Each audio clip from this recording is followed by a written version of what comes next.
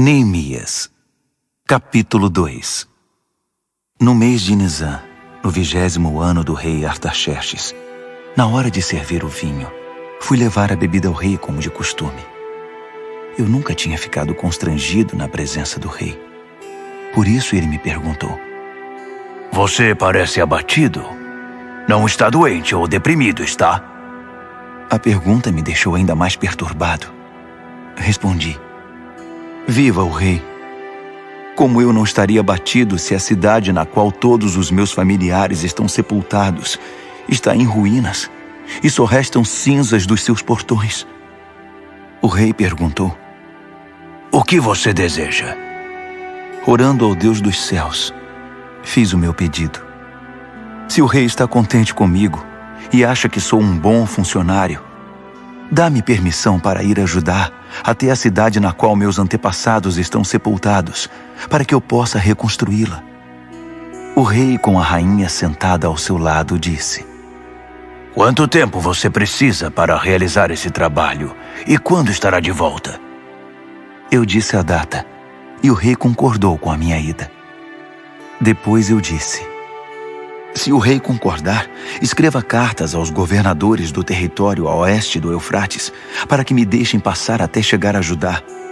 Que o rei dê também ordens a Asaf, o encarregado dos bosques do rei, para me fornecer madeira para as vigas do complexo do templo, para os muros da cidade e para a casa em que vou me alojar. A mão generosa de Deus estava comigo, e o rei me concedeu as cartas. Quando me encontrei com os governadores do outro lado do rio Eufrates, mostrei a eles as cartas do rei. O rei providenciou até mesmo uma escolta de cavaleiros.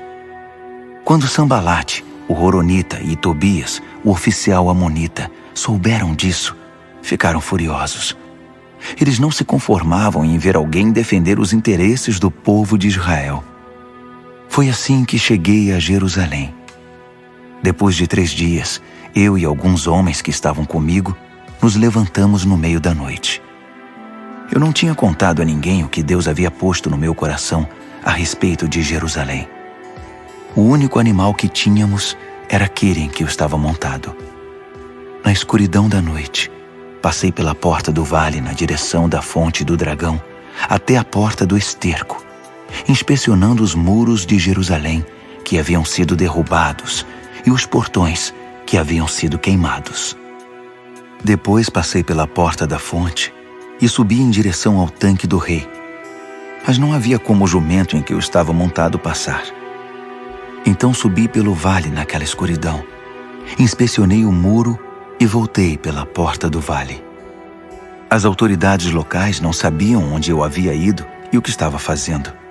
Eu não tinha dito aos judeus, aos sacerdotes, aos nobres, às autoridades locais, nem a qualquer outra pessoa que estaria trabalhando. Então apresentei a eles um relatório. Vamos ser francos. A situação está muito ruim. Jerusalém está em ruínas.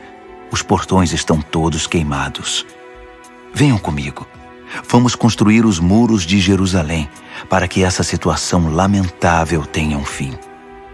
Também contei a eles que Deus estava comigo e que o rei estava me apoiando. Eles responderam: Estamos com você.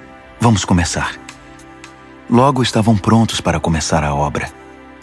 Quando Sambalate, o Horonita, Tobias, o oficial amonita, e Gesem, o árabe, souberam disso, começaram a caçoar de nós. O que vocês estão fazendo? Pensam que podem passar por cima das ordens do rei? Respondi: O Deus dos céus nos dará sucesso. Somos servos dele e vamos reconstruir os muros. Vocês podem ficar fora disso. Não deem palpite. Jerusalém não é da conta de vocês.